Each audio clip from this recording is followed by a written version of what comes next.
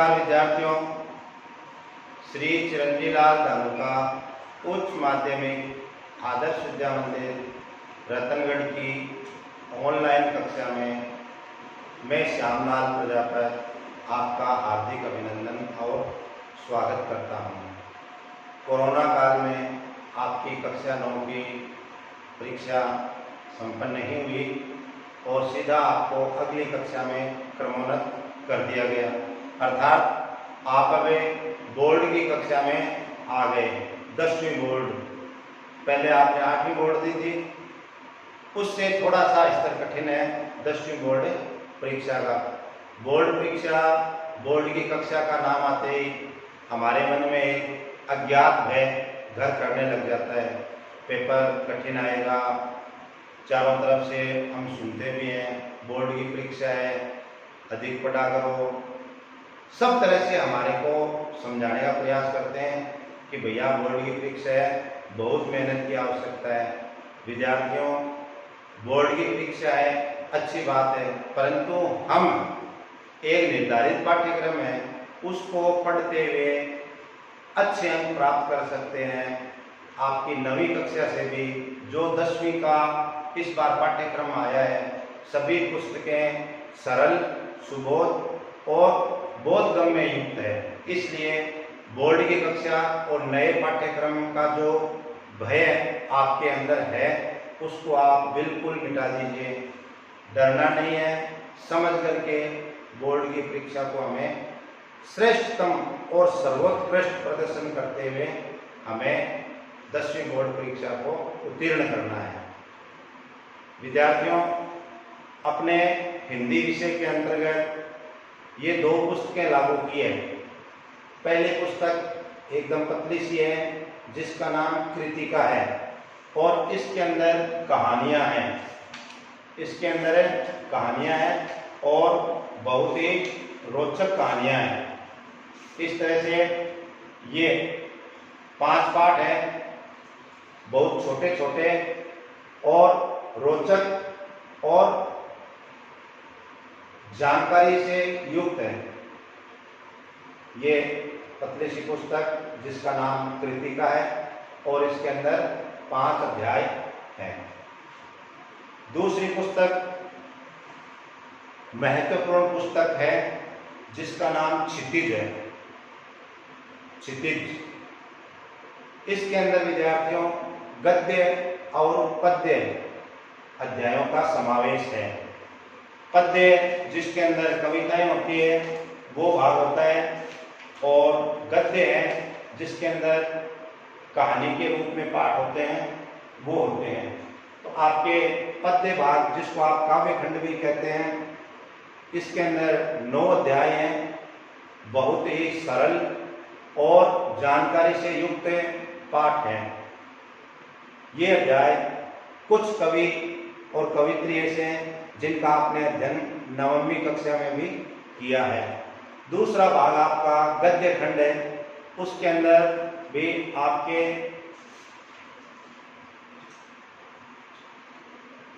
उसके अंदर भी आपके 8 अध्याय हैं।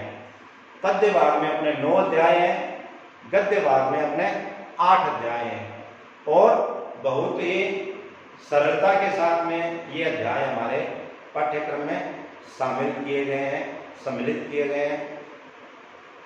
विद्यार्थियों, आज हम पद्य भाग का जो अध्याय है उसके पहले पद्य का अध्ययन करेंगे। पद्य भाग अर्थात काव्य खंड, उसका हम अध्ययन करेंगे।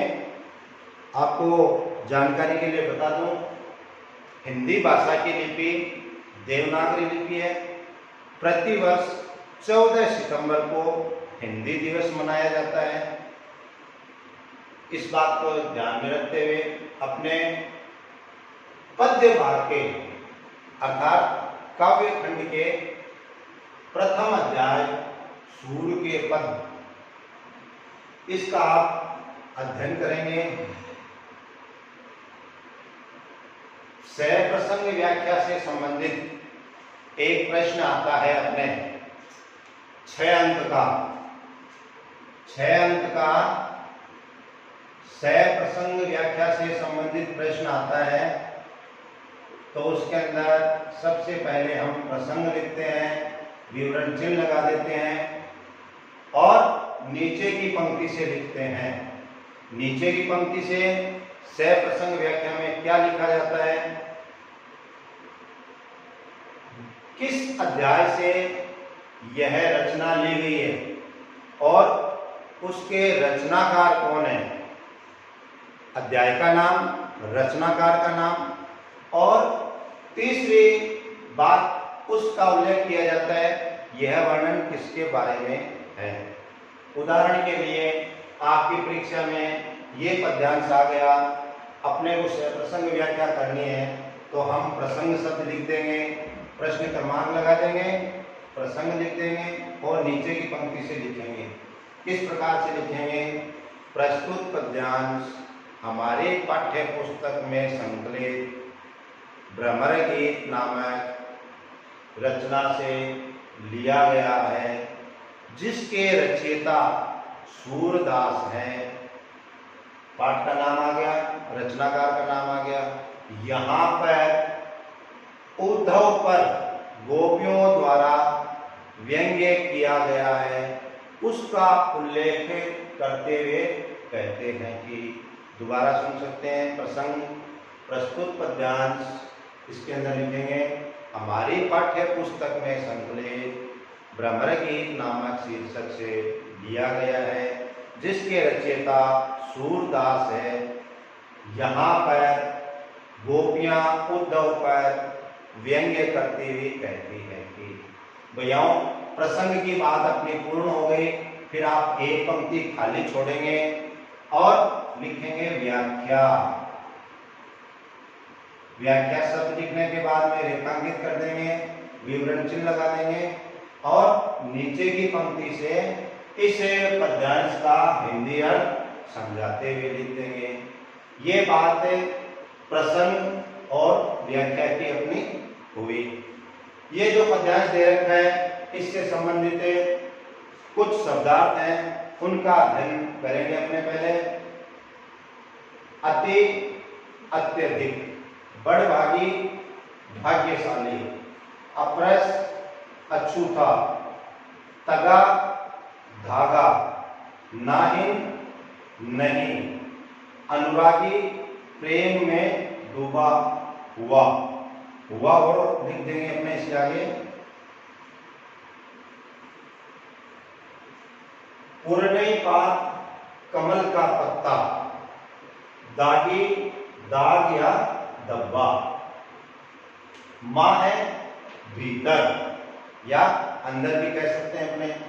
प्रीति, प्रेम, गौर्यो, डुबोया, परागी, मोहित हुई, गोरी, बोली, गुड़, गुड़, चांटी, चिंटी, पागी, लिपटी हुई।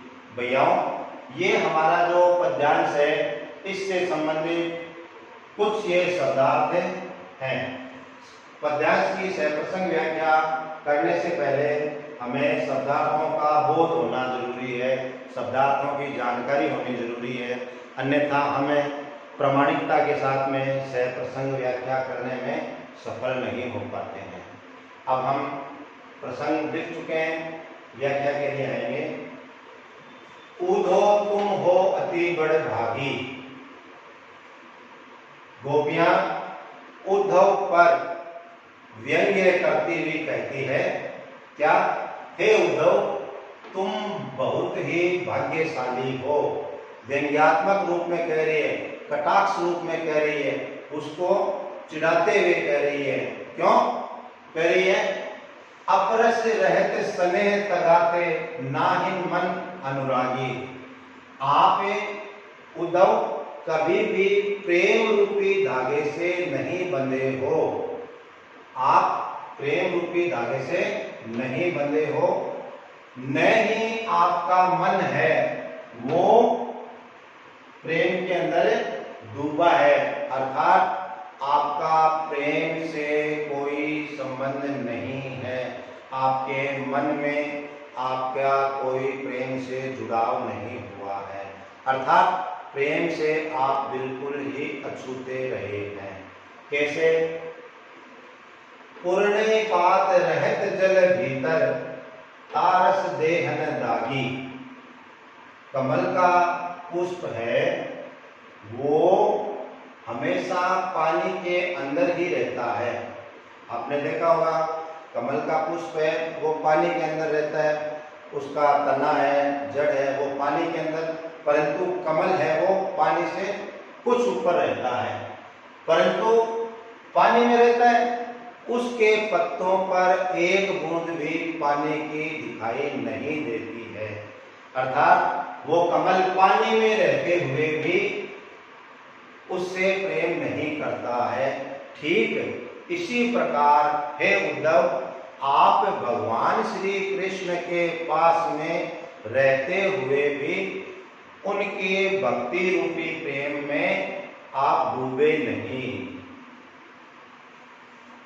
और उदाहरण से प्रमाणिकता के साथ में गोपियां बताती हुई कहती है, जो जल मां है तेल की गागरी, गागरी मीन्स घड़ा, जिस प्रकार से तेल से युक्त घड़े को पानी में डुबोते हैं, बूंदन ताको लागी, किसी मिट्टी के पात्रे जिसको अपने घड़ा कहते हैं, उस पर चारों तरफ तेल लगा करके और यदि हम पानी के अंदर डुबोते हैं तो भैयाओं उस पर एक बूंद भी पानी नहीं लगता है।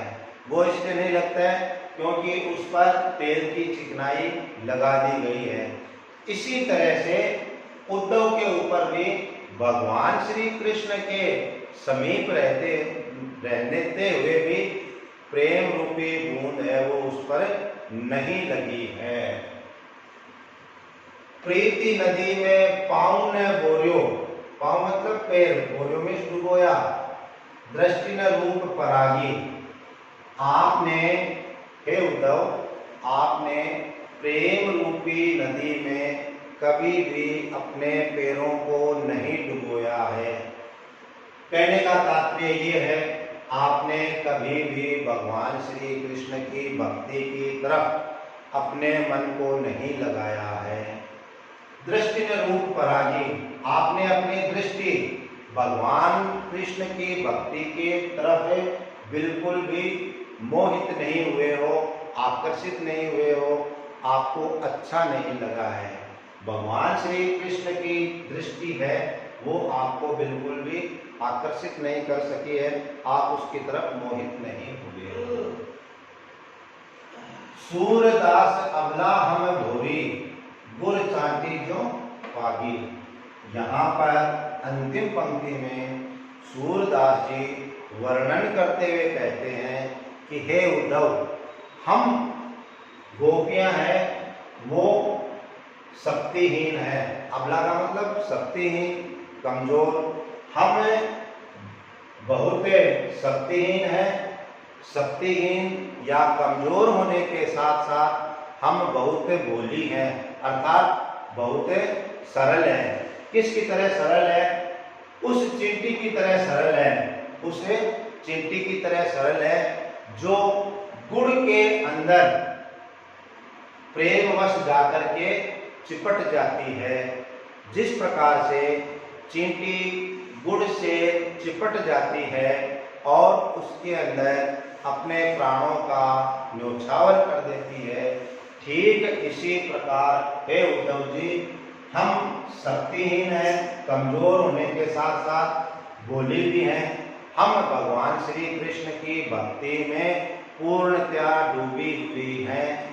हमारा पूरा मन भगवान श्री कृष्ण की भक्ति की ओर समर्पित हो चुका है।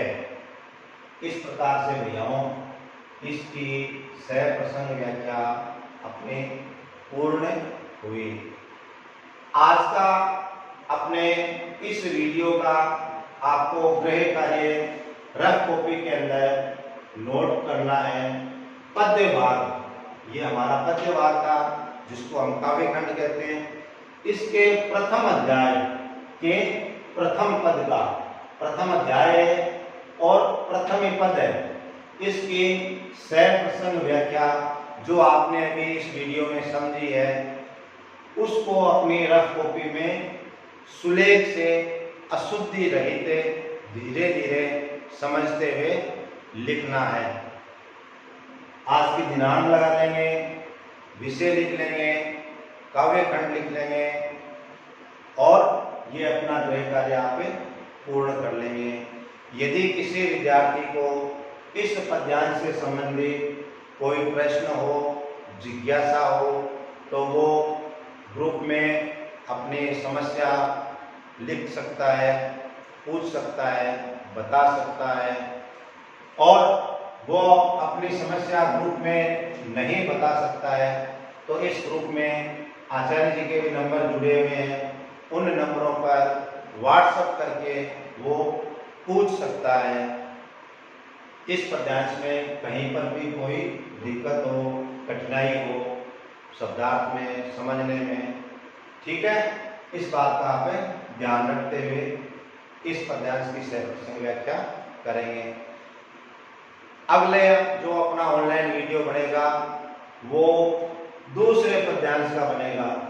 प्रथम पाठ के पद्यांश में 4 पद्यांश हमारे पाठ्यक्रम में सम्मिलित किए गए हैं। शेष 3 पद्यांश हैं वो अपने अगले ऑनलाइन वीडियो के अंदर समझेंगे, अध्ययन करेंगे। भैयाओं, पाठ्यक्रम बाजार में बहुत कम मात्रा में आया था और समाप्त भी हो चुका है, तो आपको 10वीं कक्षा के पूरे सेट के लिए दुकान वालों को कहे हुए रखो, अपने नंबर नोट कराए हुए रखो और जानकारी करते रहो। पुस्तकें तो अपने को लानी ही है, पढ़ना भी है, यही मेरा आपसे आग्रह है। और सुबह जानकारी में ये आया कि दुकानों पर सेट आ चुके हैं, तो आप अतिशीघ्र अपना अपना सेट है वो सुरक्षित करें, क्योंकि नया पाठ्यक्रम लागू हुआ है तो सभी विद्यार्थी हैं वो सक्रियता से सेट को प्राप्त करके और नए पाठ्यक्रम से अवगत होना चाहिए। सरल है, कठिन है, लगभग सब विद्यार्थी कम पढ़ो भले परंतु पढ़ना शुरू कर देते हैं। इसलिए मेरा आपसे आग्रह, पुस्तकों का सेट दुकान वाले से क्रय कर लीजिए। खरीदने के बाद में आप वहीं दुकान पर एक एक पुस्तक को जांच लें अच्छी तरह से। कई बार क्या होता है 10 पेज नंबर क्रमांक के बाद में 27वां क्रमांक जुड़ा हुआ होता है, फिर नाम लिखने के बाद में दुकान वाला भैयाओं बदलता नहीं है।